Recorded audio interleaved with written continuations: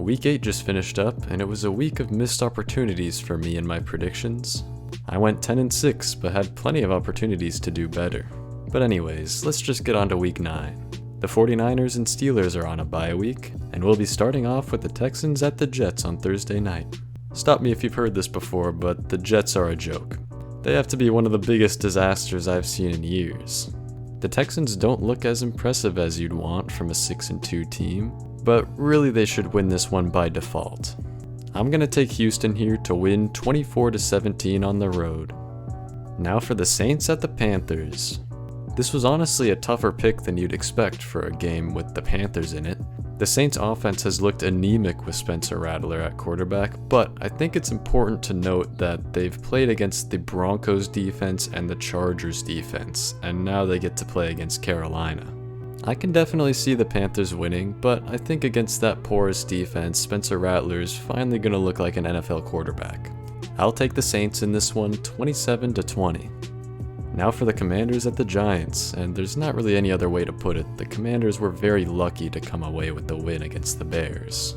But the Giants are basically a get-right game for everybody, except my team, of course. So I'm going to take the Commanders here 23-16. Now we have the Dolphins at the Bills. Somehow I didn't know that Tua would be back last week. But even with Tua, I think this is just going to be another 3 hours of the Bills taking the Dolphins' lunch money.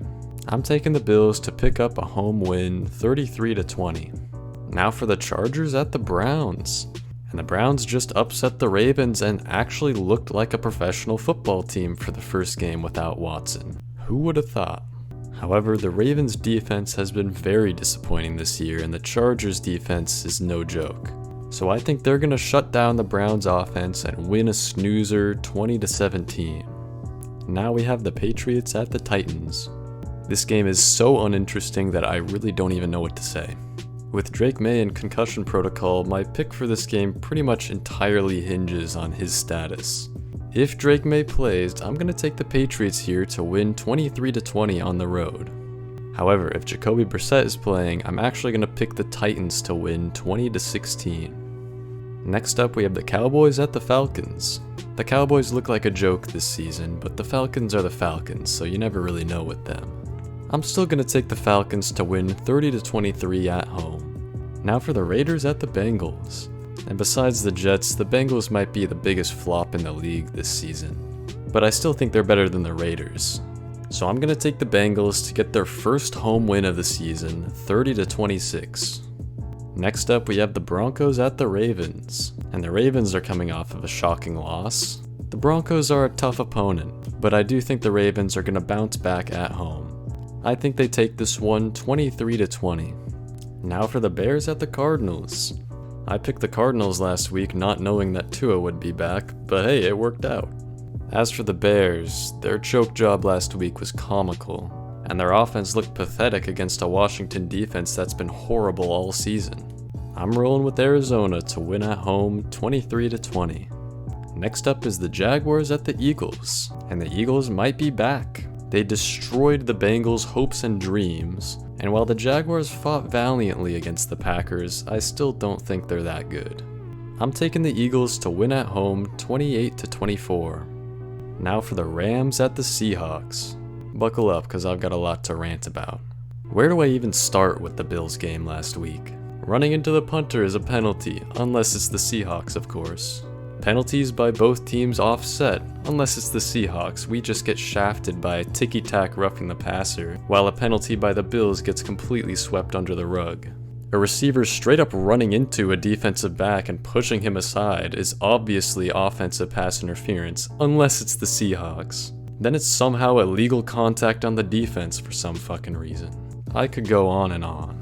The refs were far from the reason the Seahawks lost this game. I mean, they looked like a community college team out there.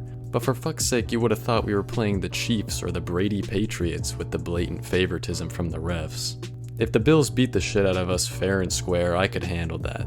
But the complete incompetence of the refs made it so much more frustrating. Anyways, rant over. As for the Rams, my dumbass didn't even know Cooper Kupp and Puka Nacua were back, and the Rams looked much improved as you'd expect. I'm still going to take the Seahawks to win this one 26-23, But I swear, if they lose to the mid-ass Rams at home, I'm throwing away all my Seahawks apparel and becoming a shameless bandwagon Lions fan. Speaking of the Lions, they're taking on the Packers in Green Bay. The Lions are firing on all cylinders, and when a team that talented is playing its best football, that's scary. Jordan Love is dealing with a groin injury, but whether he plays or not, I don't think the Packers are gonna win. I think it'll be a close game, but I'm taking the Lions here to pick up a 30-27 win on the road. And on Sunday night, we have the Colts at the Vikings. After starting 5-0, the Vikings have lost 2 straight, although part of that can be blamed on the face mask no call. The Rams are getting bailed out by the refs. What else is new? The Colts don't look all that impressive, and with this game being played in Minnesota, I think the Vikings finally bounce back and win this one 27-17. And finally, we have the Monday night game, the Buccaneers at the Chiefs. I didn't know Chris Godwin is out for the year until after I uploaded my predictions last week, and I stupidly decided not to change my pick. That's a head scratcher in hindsight, but I'm just not confident in this injury-riddled Buccaneers team. Maybe they can make something happen, but against the 7-0 Chiefs on the road, I don't see it. I'll take the Chiefs to pull this one out 27-20. There's all my picks. I'd love to hear your thoughts in the comments, and remember to like and subscribe if you enjoyed.